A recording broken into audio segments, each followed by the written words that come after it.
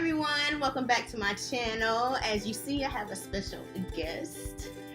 This is CJ. CJ of Embolden.com, credit repair service. Yes. And we've pretty much been knowing each other for what, like?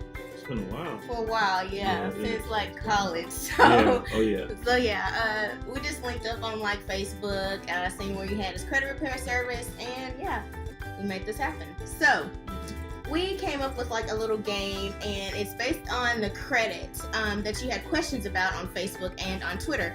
So we're just gonna answer some of your questions, and yeah, we're gonna go ahead and get into it. Yeah, let's do it. If you get enough thumbs up, they need to. Yes.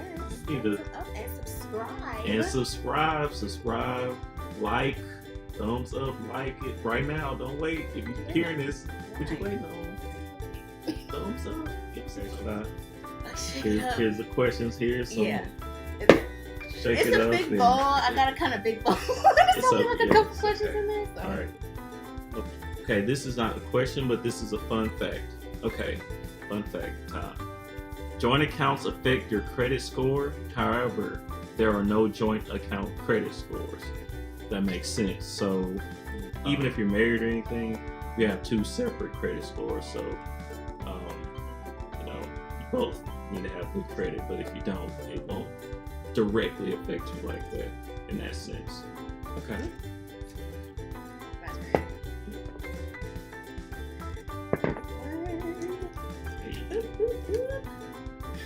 I got a fun fact. Your credit score can cost you thousands of dollars over a lifetime. Oh, definitely. Definitely. Yes. Yeah.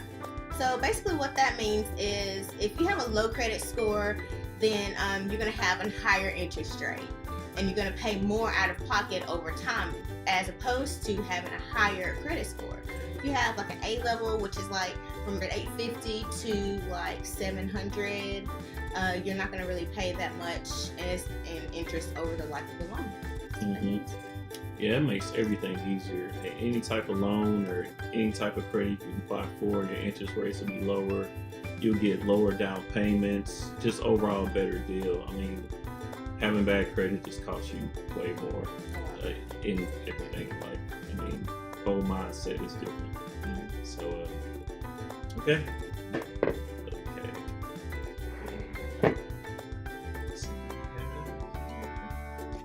Okay. How do student loans impact my credit? Well, they actually can help or hurt. If you have those student loans defaulted or you made late payments on it, they definitely can hurt.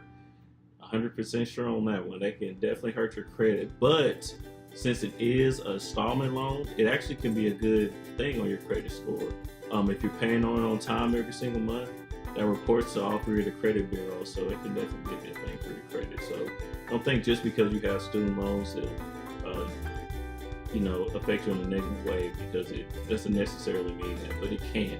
So pay them on time.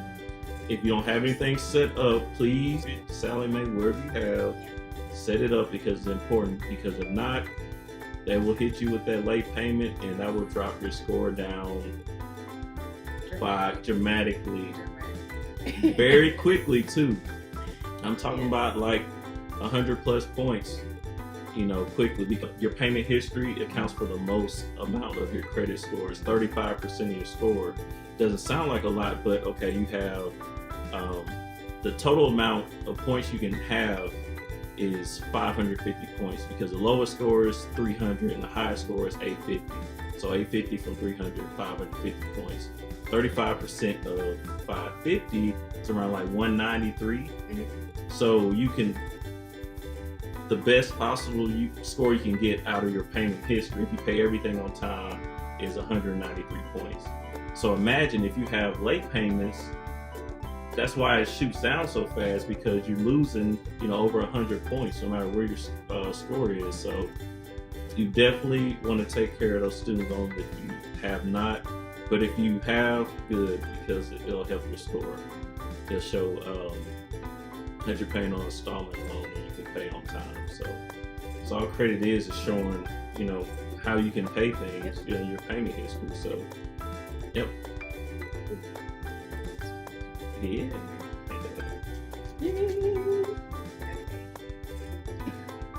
Okay, true or false? If I co-sign with someone, it will not impact my credit. What you guys think? What do you think? Well, false. Right.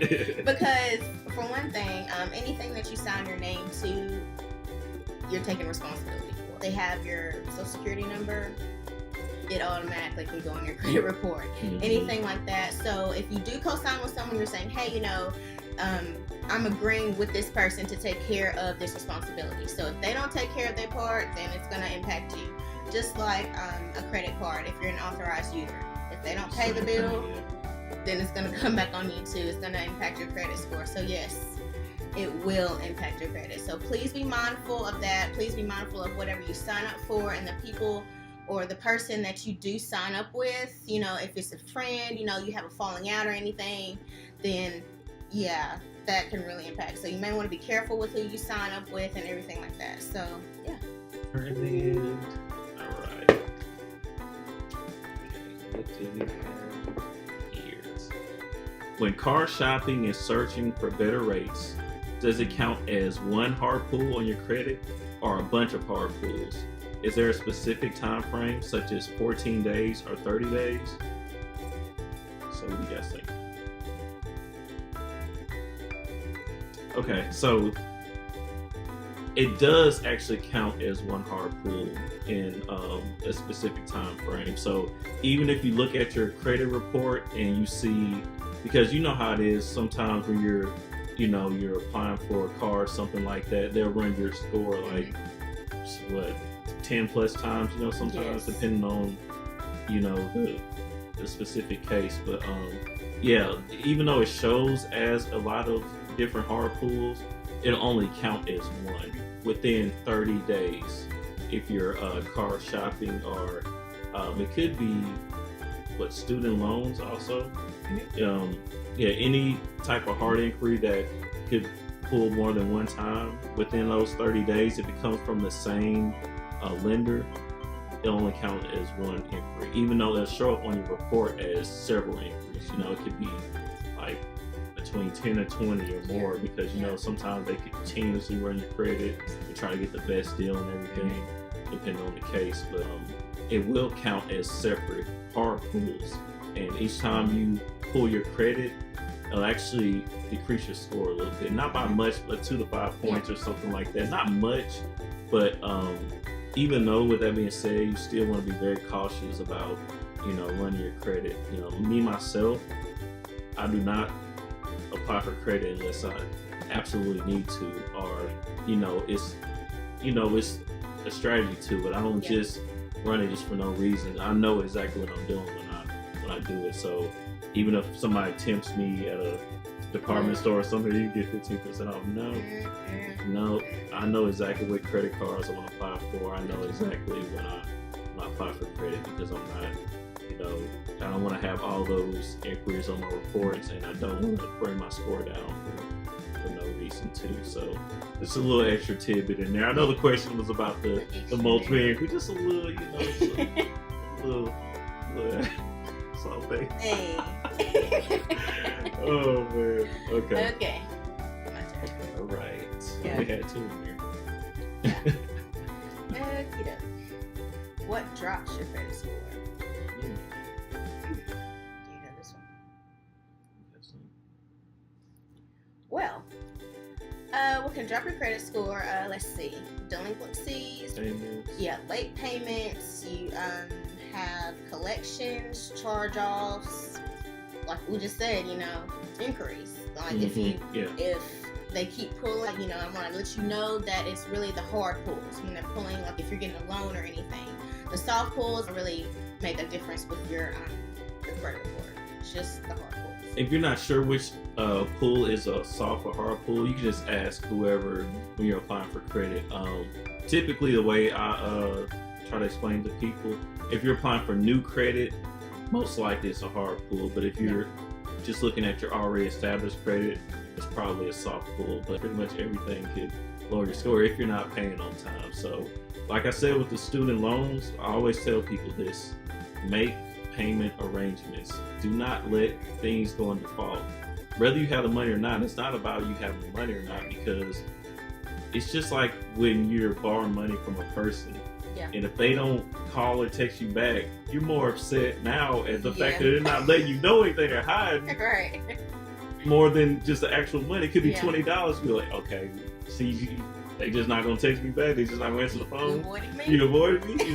You know, it's the same thing. So always let people know something. Sometimes you can set payment arrangements as little as $50, $30, sometimes even $20 a month or something. Yeah. But as long as you keep that thing active and keep it from going behind, that's all that matters. That's what you need to do. And you do that, you won't have those unnecessary collections and late payments and delinquencies. The collections will come from basically accounts that aren't like loans. So like if you're late on, like if you have T-Mobile or whatever phone carrier you have, if you're late to pay them, they'll send that out to a collection agency and that'll go in your credit report. But if you're late for a mortgage or car loan or something like that, it hurts even more. But when it comes to that, definitely, no matter what you have to do, even if you have to get your phone cut off for a little bit, don't let it go all the way to where you don't say anything at all. Yeah. Don't just say, okay, well, since Sprint cut off my phone, I'm gonna go to Verizon. Don't do that. They're not gonna forget. It doesn't go away just because you. They know you owe them money. They don't think it's gonna go away. It's Yeah. fine. They're just gonna get on your credit report. So just remember to always make a payment arrangement. Just always let people know what you have going on. They'll find a way to keep you active. So. Oh, well, look here. We have another fun fact. Fun fact. Fun fact. Negative information eventually falls off. Yes, this is very true. So everything outside of bankruptcies, it will be 7 years. So that's all of your collections. Even with the late payments, it'll stop affecting you after 7 years as well. And with bankruptcies, even if it's Chapter 7 or Chapter 13, it'll be around 10 years. And that's what we help do. We try to go in and any items that are on there that can be verified, not complete or not accurate, we help to get those off before the actual 7 years. Oh, okay. So that's basically what credit repair is. And it's also education, like stuff like this, like stuff we were saying, you know, people may not know that, or, you know, so we just give them guidance so they not only, you know, get their score right for the time they're applying, but also can, you know what to do moving forward and can tell somebody else what to do. So,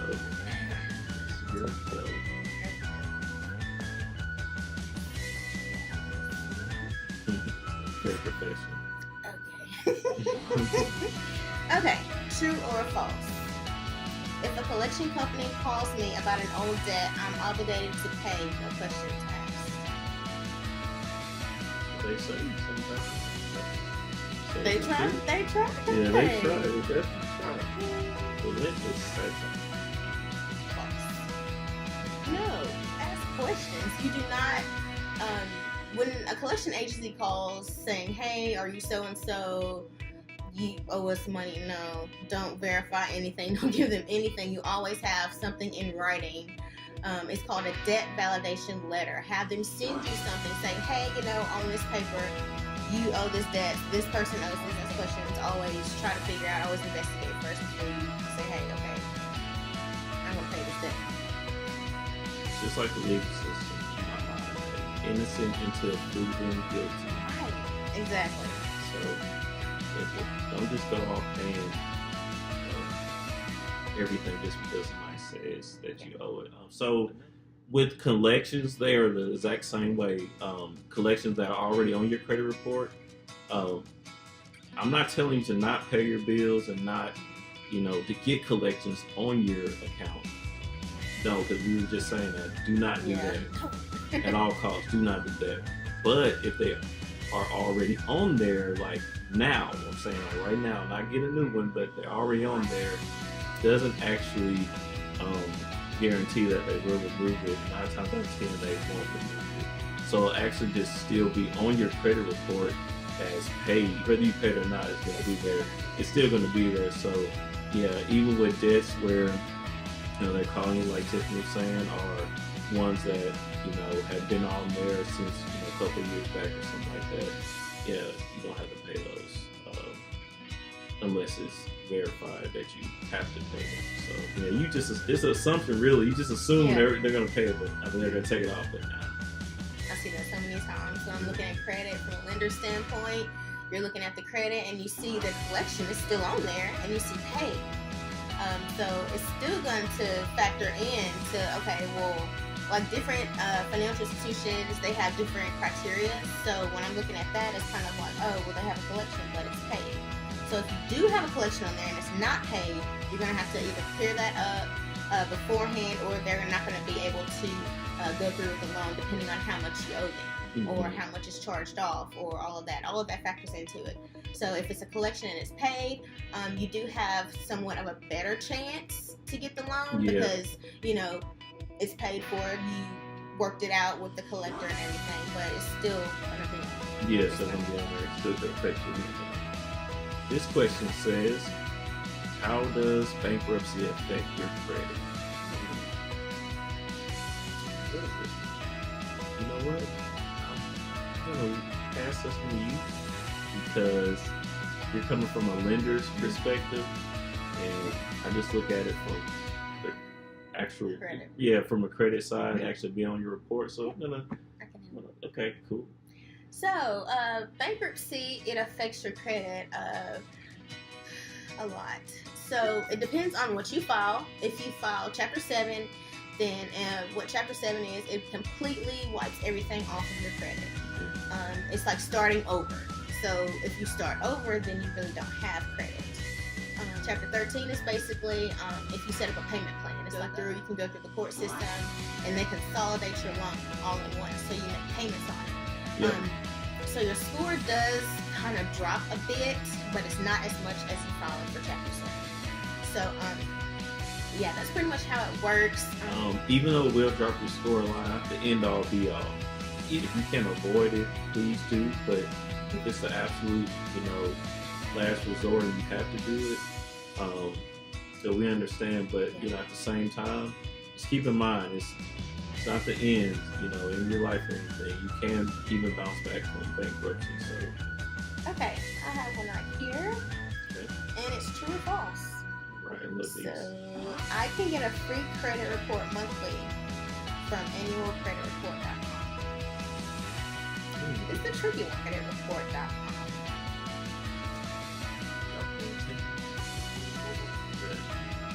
False. Monthly is the key word in there. Monthly, no, it's annualcreditreport.com. Annual meaning one time a year. Just once. Definitely need to get that. Oh, okay. One more. Okay. I thought I had the last one. I thought, but then the other. Okay. All right. All right. So this is a good question here. It says, how do I start building credit when I don't have any? So there are a few ways. There are a few ways. I'll tell you what I did. I started with a secured credit card. Now, when you typically, if you guys aren't aware of this, most of you may know this, but when you hear a credit card, they're mostly referring to an unsecured credit card. When you just hear the word credit card being tossed around, but a secured credit card is a little bit different from your standard credit card, an unsecured card. So with a secured credit card, you actually put down a deposit, and you're using that money as your credit line, for your credit card. So what I did was, I saved up $300, went to the bank that I bank with, applied for a secured credit card, and my credit limit was $300.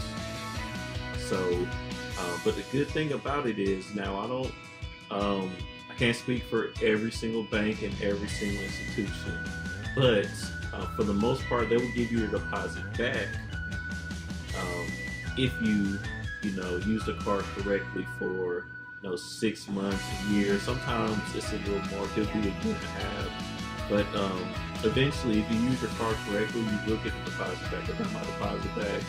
They doubled my limit and turned it to an unsecured card. And since then, they doubled the limit some more. So we're double the limit again. So yeah, that's what I would do. I would start with an unsecured credit card. And there's also a few other ways. There are loan also that you can apply for. It's called basically a credit builder loan. So basically in that, you can actually save money and build credit at the same time. Remember when I was talking about the student loans, having that installment loan, paying on that every month to help your credit? Well, it's the same thing. So you'll be showing that you're paying on something every month, but you're actually putting up money for yourself. So it's a loan that you're paying off, but it's basically like a savings account that you just can't touch. You can't touch it for a year. So, but it's not there for you to spend it. Dip into. Yeah, you don't want to dip into it. You just want to use it as a means to build your credit and also, have money saved to the side. You can go from, I want to say, this specific one that's going to be linked down is called Self-Lender. I think they have an option. Okay. Yeah, they have an option, I believe, for a $500 loan, $1,000, $1,500, something like that. But you can go check it on your own. But those are two ways right there. And they Self-Lender also doesn't pull your credit, so that's a good thing too. So yeah, you can save money and build credit at the same time. So that's two ways I can think of off the top of my head. So that would be the thing that I would do. Also, I would do if you're like a college student or if you're a high school student and you're trying to build credit, you can also sign up on your parents as an authorized lender, and that can help as well. Because they're your parents, it's someone you trust, So that's what I would do also. Sign up as an authorized lender, not like a friend or anything. Be very careful who you sign up with. Like your best friend, I'd be very careful with that unless you really trust them with everything, especially with your finances. But other than that, I would definitely, that's an option as well.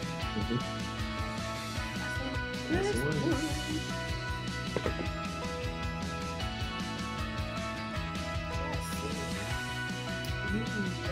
What credit score do you need to buy a house? I get this question a lot. Like I do. I'm sure you do. Yeah. I do. Yeah. So it's depending on your financial institution, they have different standards and different guidelines that they would like to go by.